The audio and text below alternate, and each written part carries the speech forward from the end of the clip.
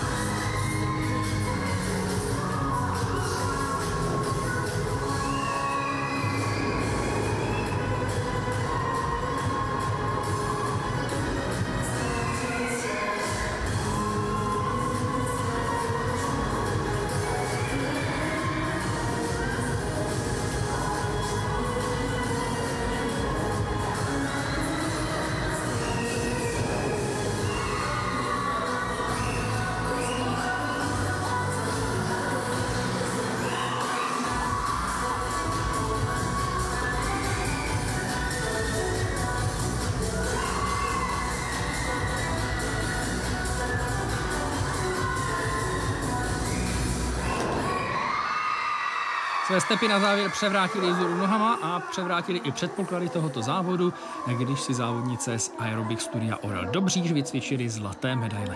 Jak se to stalo, že na Dobříši je takhle skvělý step? No, my už tam působíme 20 let. Když jsem vlastně končila já aktivní závodění s těžkou směsí, tak jsem vlastně na Dobříši založila klub, kde jsem vlastně za tu dobu vychovala spoustu závodníků i vlastně trenérek, jen nebyly vidět v organizaci FISAF. Viděli jsme velice zajímavou choreografii. Jak se vám v ní cvičí? Výborně. Je to jedna z nejlepších sestav, kterou jsem cvičila, a dávali jsme ji dohromady s holkama a bavilo mě to, jak vymýšlet, tak cvičit. Já jsem tam viděl některé prvky, které si nevybavuji, že bych někde viděl jinde. Třeba končit s obráceným stepem, anebo takové to posílání stepů pod nohama jednotlivých cvičenek. Kdo na to přišel? Já bych řekla, že to byla jako týmová práce, prostě jsme zkoušeli manipulaci se stepama, co všechno s něma jde, jak se chovají, jak prostě